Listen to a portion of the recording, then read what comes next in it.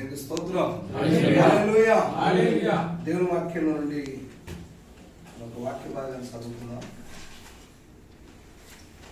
యోబేలు గ్రంథం 2వ అధ్యాయం. యోబేలు గ్రంథం ముందుకు మాట్లాడాలి.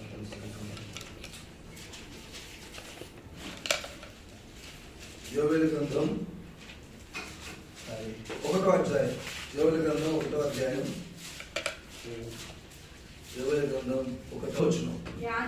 యాజకులారా గోనె పట్ట కట్టుకొని అంగలార్చుడి, బలిపీఠమును పరిచర్య చేయవాళ్ళారా రోదనము చేయుడి, నా దేవుని పరిచారకులారా గోనె పట్ట వేసుకొని రాత్రంతయు గడుపుడి, నైవేద్యము పానార్పణమును నీ దేవుని మందిరములకు రాకుండా నిలిచిపోయాను. చాలు.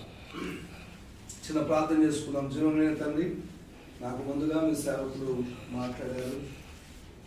క్రీస్తు పునరుద్ధానం ఎరుగు నిమిత్తం, ఆయన ఎరుగు నిమిత్తం శ్రమలో పాలు పొందవలసి ఉందని, దాని కొరకు మేము గురియొద్దకు పోరాటం చేయాల్సి ఉందని, ఆ శ్రమ ఎరగడానికి ఏజ్కేల్ను మాకు ఉదాహరణగా ఇచ్చారు.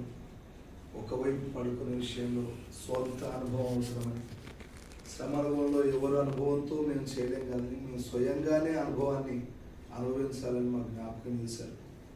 మరలా మేము లేఖనాల నుంచి మేము ధ్యానం చేసుకుని మేము కూడి ఉన్నాం. మా అందరితో మాట్లాడి మీ స్వరాన్ని మాకు వినిపించున్నాం. యేసు ప్రభుత్వం అడుగుతున్నాము. యోబేలు గ్రంథం మనందరికీ పరిచినటువంటి వాక్యం. బైబిల్ గ్రంథంలో 60 పుస్తకాల సముదాయం. కొన్ని విషయాలను విద్యార్థుల కొరకు వాడతాను. అది మీకు తెలిసిన విషయాలైనా నేర్చుకునే విద్యార్థులకు టైం వేస్ట్ చేయకుండా వాళ్ళకు కూడా ఉపయోగపడాలని కొన్ని విషయాలు నేను జ్ఞాపకం చేస్తాను. అది మాకు తెలిసిన విషయాలు అన్నట్టుగా భావించద్దు. అంటే వారికి కూడా ఈ సందర్భంలో నేర్పాలి కాబట్టి కొన్ని విషయాలు వారికి మనం జ్ఞాపకం చేస్తాం. ఈ 66 పుస్తకాలలో 40 ప్రవక్తలు వారు రాసిన విషయం మనందరికీ తెలుసు. దాంట్లో ప్రవక్తలను పెద్ద ప్రవక్తలని, చిన్న ప్రవక్తలని అర్థం కావడానికి మనకు రాశారు.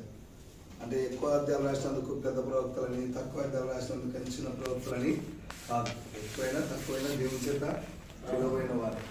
అవి ప్రజలకు లేఖనాలు అర్థం కావడానికి విభజించి చెప్పిన విషయాలే కానీ అధ్యాయులు ఎక్కువ రాసిన పెద్ద ప్రవక్తలు, తక్కువ కాలం బతికాడు అబ్బ ప్రవక్త, ఆయన ఆయుష్ తక్కువ, అక్కడ ఆ విషయం అది కాదు. ఆ ఇవ్వబడిన ఆయుష్లో వారిని వాడుకోవడానికి దేవుడు అనుగ్రహించిన కృప వారికి ఇవ్వబడింది అంతే. అంతేగాని దాంట్లో వారు వాడినందుకు పెద్ద చిన్న తారతమ్యం లేదు అని